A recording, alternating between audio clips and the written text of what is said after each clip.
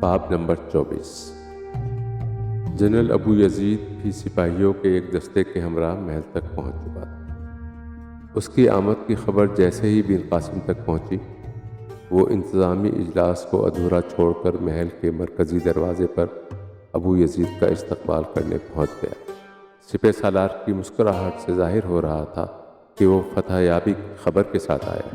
General نے اپنے سر سے آہنی خود اتار کر ایک سپاہی کو پکڑایا اور بن قاسم کو گلے لگاتے ہوئے کہا، اللہ رب العزت نے حاکم سندھ کی حاکمیت میں ایک اور شہر کا اضافہ کر دیا ہے۔ ہمارے بہادر لشکر نے اچ شہر کو بآسانی فتح کر لیا ہے۔ وہاں کے راجا کی فوجیں ہمارے لشکر کے آگے ٹھہر نہ سکیں۔ اس نے ہماری اطاعت کر لی ہے اور اپنے لشکر کو بھی ہمارے سپرد کر دیا ہے۔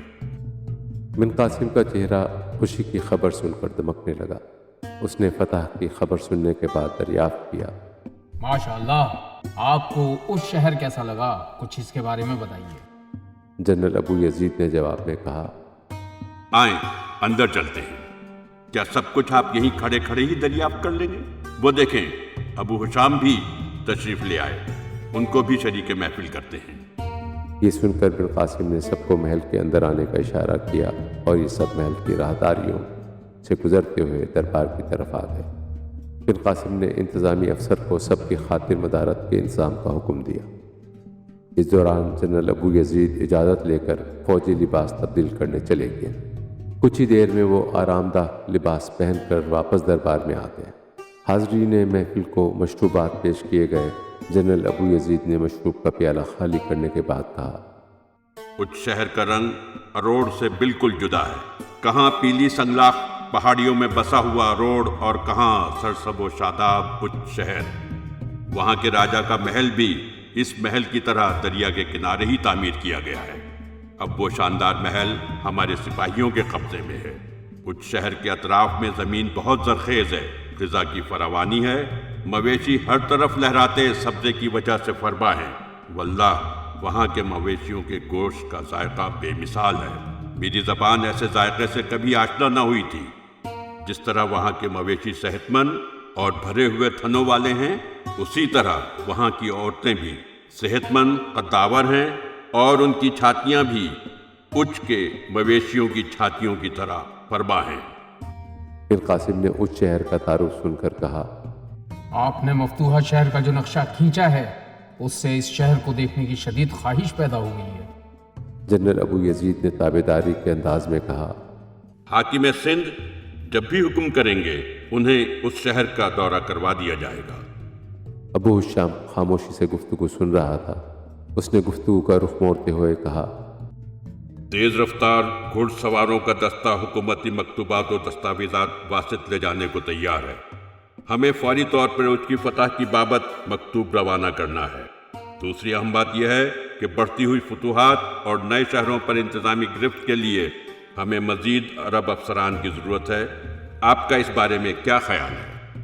جنرل ابو یزید نے جواب میں کہا، آپ نے واقعی ایک اہم نقطے کی طرف توجہ دلائی ہے۔ ابھی ملتان کی فتح کی مہم بھی درپیش ہے۔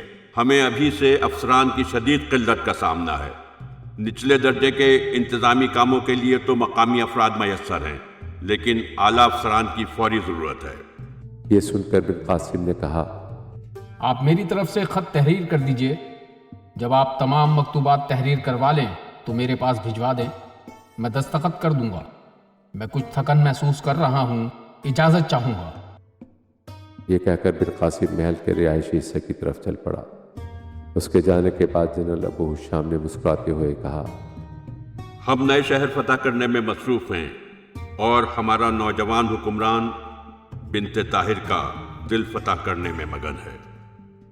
جنرل ابو یزید نے خیخا لگاتے ہوئے کہا، یہ عمر ہی ایسی ہوتی ہے، والی سندھ کو اپنے مشغلے میں مصروف رہنے دیں۔ ویسے دل بھی تو ایک مملکت کی طرح ہوتا ہے، اسے فتح کرنا بھی کوئی آسان کام نہیں۔ ابو حشام اپنے ساتھی ابو یزید کی بات سن کر ہنسنے لگا۔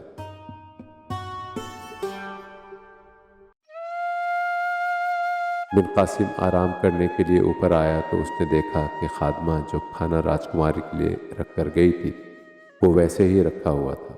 بن قاسم نے یہ دیکھ کر وہیں کھڑے کھڑے صدا دیتے ہوئے کہا، اگر میں مخل نہیں ہو رہا تو کیا بنت طاہر سے کچھ گفتگو کر سکتا ہوں؟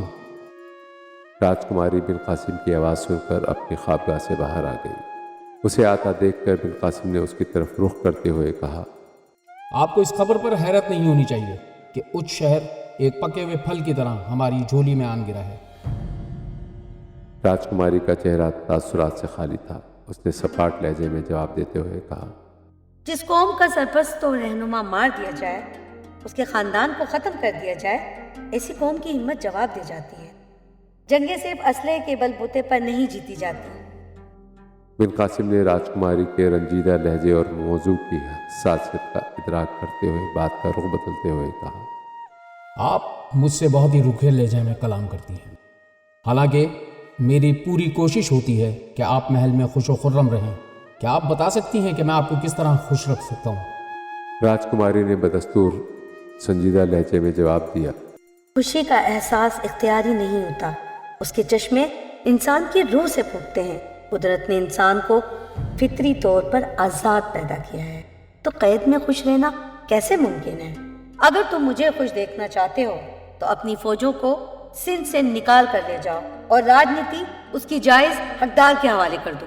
بن قاسم نے راجکماری کا مطالبہ سن کر کہا، کاش میں آپ کی اس فرمائش کو پورا کرنے کا اہل ہوتا۔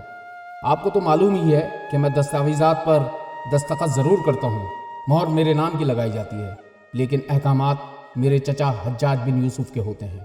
میرا واحد حکم اور درخواست ایک ہی تھی کہ میرے افسران آپ کو خلیفہ کے دربار میں پیش نہ کریں۔ آپ اپنے آپ کو یہاں قیدی تصور نہ کریں، بس یوں سمجھ لیں کہ آپ کو لوگوں کی نظروں سے چھپا کر عزت و تکریم کے ساتھ یہاں رکھا گیا ہے۔ راجکماری نے بن قاسم کا جواب سن کر کہا، اچھا، اگر تمہیں میری عزت و تکریم کا اتنا ہی خیال ہے تو مجھے آزاد کر دو۔ میں ملتان چلی جاؤں گی یا پھر مجھے گجرا دیش جانے کی اجازت دی جائے۔ بن قاسم نے سنجیدہ لہجے میں جواب دیتے ہوئے کہا، جنرل ابو یزید اور ابو حشام آپ کو سندھ پر خلافت کی گرفت کے لیے خطرہ سمجھتے ہیں۔ انہوں نے مجھ سے اس خطرے کا اظہار کرتے ہوئے کہا تھا کہ اگر آپ محل سے فرار ہونے میں کامیاب ہو گئیں تو تمام راجاؤں کو مزاحمت پر آمادہ کر کے ہماری فتح کو شکست میں بدلنے کی اہلیت رکھتی ہیں۔ راجکماری بن قاسم کی بات سن کر خاموش ہو گئی تو بن قاسم نے کہا، میں آپ سے اصرار کروں گا کہ کھانا تناول کر لیں۔ اگر آپ میری یہ گزارش مان لیں گی تو میں آپ کو یہ ضرور بتاؤں گا کہ میں سندھ کا حاکم کیوں بنایا گیا ہوں۔ راجکماری نے سن کر کہا، ٹھیک ہے، میں کھانا کھا لیتی ہوں، حالانکہ اس محل میں میرا کچھ کھانے کو من نہیں کرتا۔ یہاں کبھی مجھے اپنی چھوٹی بہن یاد آتی ہے، کبھی ماتا جی تو کبھی پتا جی کا چہرہ آنکھوں کے سامنے آ جاتا ہے۔ خیر، میں کھانا اپنے خوابگاہ میں ہی کھانا چاہوں گی۔